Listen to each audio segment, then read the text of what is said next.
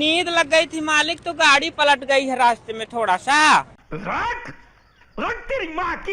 क्या 11 सच में मर चुकी है, और क्या है Montauk project and Philadelphia experiment जिसको डफर ब्रदर्स ने स्पिन ऑफ्स के लिए ओपन एंडेड छोड़ा है, एंड क्या है हॉन्टेड पेनहर्स्ट असाइलम जो कि फिलाडेल्फिया के नजदीक है जिसको लेकर भी एक स्पिन ऑफ बन सकता है। इसके अलावा भी इन सब एक्टर्स के आने वाले प्रोजेक्ट्स कौन से हैं इस पर भी बात करेंगे, तो एंड तक जरूर बने रहना। सबसे पहले 11 की बात करें तो वो मरी नहीं है, क्योंकि जब मिलिट्री क्रिप्टोनाइट यानी सोनिक बीम का यूज करती है तब भी 11 को कुछ फर्क नहीं पड़ता, वो बस वहां खड़ी रहती है। इसके अलावा एक और डिटेल से पता चलता है कि 11 मरी नहीं है, क्योंकि जब 11 अपनी पावर्स यूज करती है तो उसके नाक से खून आता है, बट माइक से वॉइड में मिलने के बाद उसकी नाक से खून नहीं निकलता। एक और चीज कि 11 को किसी को भी वॉइड में कांटेक्ट करने के लिए ब्लाइंड फोल्ड करना पड़ता है या वाटर टैंक में जाना पड़ता है, लेकिन वो माइक से ऐसे ही कांटेक्ट कर रही थी। इसका मतलब वहां खड़ी 11 बस एक इल्यूजन है जो कि काली ने क्रिएट किया था। असली 11 ने शायद माइक से कांटेक्ट करने के लिए ब्लाइंड फोल्ड किया हो ताकि वो उसको समझा सके एंड गुड बाय कर सके, और 11 का इल्यूजन काली ने ही क्रिएट किया होगा ताकि 11 को मिलिट्री से और डॉक्टर के से दूर रखा जा सके और उनको बिलीव कराया जा सके कि अब 11 मर चुकी है। और मोस्ट प्रोबेबली काली की डेथ भी मिलिट्री की गोली से नहीं बल्कि लास्ट में एक्सोटिक मैटर के ब्लास्ट से हुई थी,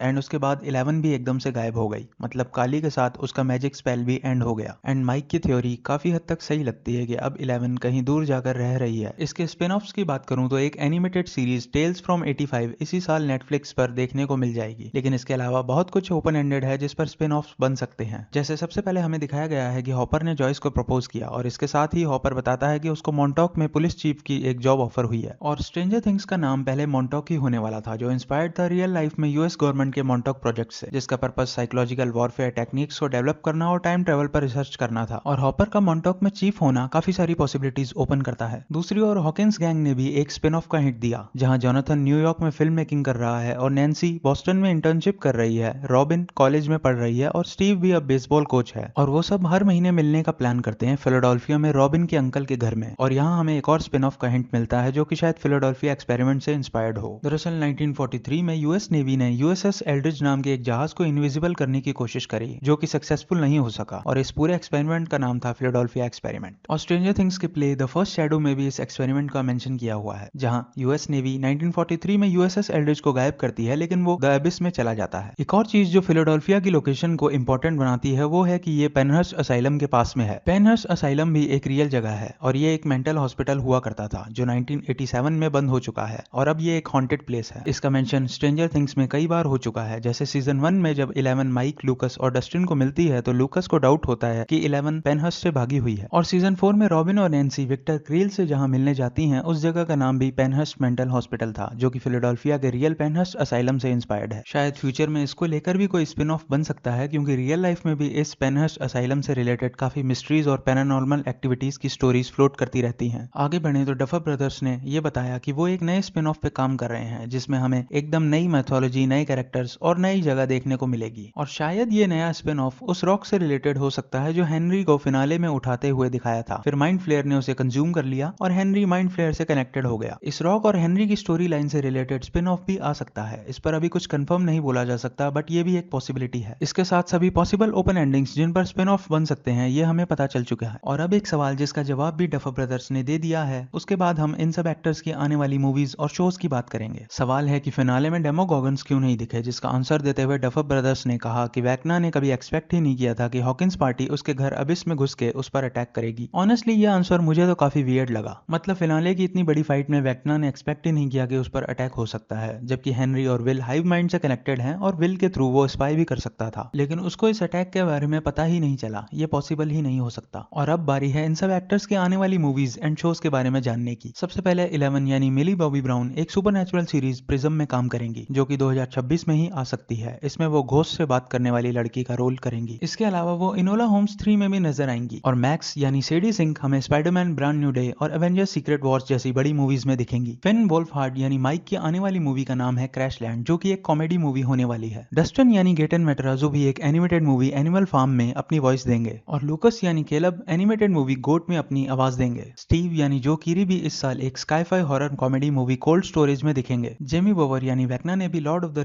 रिंग्स ऑफ पावर की कास्ट ज्वाइन कर ली है और वो इसके सीजन 3 में एक्ट करेंगे। माया हॉक यानी रॉबिन अब hunger games sunrise on the reaping में नजर आएंगी। इसके साथ वो रोमकॉम मूवी विशफुल थिंकिंग में भी काम करेंगी। जोनाथन यानी चार्ली हिटन अब एचबीओ सीरीज इंडस्ट्री के सीजन 4 में काम करेंगे। साथ ही वो इस साल नेटफ्लिक्स की एक और अनटाइटल सीरीज में भी नजर आएंगे।